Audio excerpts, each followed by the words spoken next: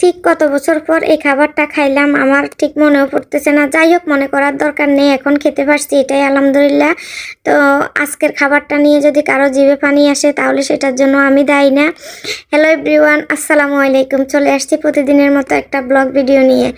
কেমন আছেন সবাই? আলহামদুলিল্লাহ আমরা সবাই অনেক অনেক বেশি ভালো আছি, সবাইকে নিয়ে অনেক বেশি ভালো আছি আলহামদুলিল্লাহ।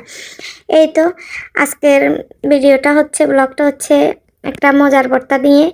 তো এখানে আর অন্য কিছু দেখানো হবে না, আজকে শুধু ভর্তা বানানোটা দেখাচ্ছি। তো আমি যখন বাংলাদেশে আসছিলাম তখন বড়ই সিজন ছিল। তো গাছ থেকে বড়ই ফেরে এরপর আবার কিছু কাঁঠালের মুচি, তারপর সাথে পেঁপে, আরও কি যেন একটা দিয়েছে, সেটা আমার এখন মনে পড়তেছে না। যাই হোক, দেখে শুধু আমার জিভে পানি আসতেছে, কি কথা বলবো। তো সব কিছু দিয়ে একসাথে বানাচ্ছে। এর ফাঁকে আমি একটু তেঁতুল আর আমের আচার নিয়ে আসছি। তো এখানে মেজো ভাবি, দুইটা বাগিনার বউ সহ একসাথে এগুলা বানাচ্ছে ভর্তাটা, এক একজন এক একটা কাজ করতেছে। তো আমি ওদের পাশে বসে আছি, আমাকে বলছে আপনি বসে থাকেন, আমরা এগুলা করি, আপনাকে বানাই খাওয়া, আপনি যখন আজকে এত বছর খান নাই, আজকে ম্যাম আমি আপনাকে বানাই খাওয়াবো। তো আমি বলছি আচ্ছা ঠিক আছে, তবে জাল বেশি দিতে পারবে না কারণ আমি জাল খেতে পারি না। যাই হোক, তো বানাচ্ছে। আসলে এইসব খাবারগুলাতে টক জালটা বেশি না হলে ভালো লাগে না। তো কি করব, একটা দিনের জন্য ম্যানেজ করে নিছি। তো এইখানে এই তো বড়ইগুলা একটা ইয়ার সাহায্যে থেতো করে নিচ্ছে। তো এখানে তেঁতুলটা মাখাচ্ছে আর সবার জিভে পানি আসছে, এটা নিয়ে অনেক হাসাহাসি হয়েছে সবাই মিলে।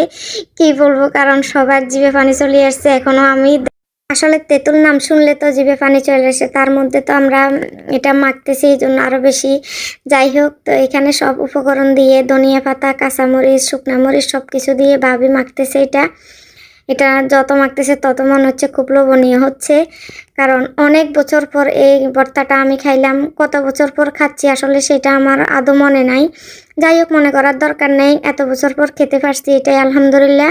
তো আসলে জাল বেশি হয়ে গেছে, এই জন্য আবারও কিছু বড় থেতো করে দিয়ে দিয়েছে, কারণ আমি এত জাল খেতে পারবো না, এই জন্য একটু জাল কমানোর জন্য দিয়েছে। তার ভিতর বাচ্চারা খাবে, সব কিছু হিসেব করে আবারও আর একটু বড় দিয়ে দিল।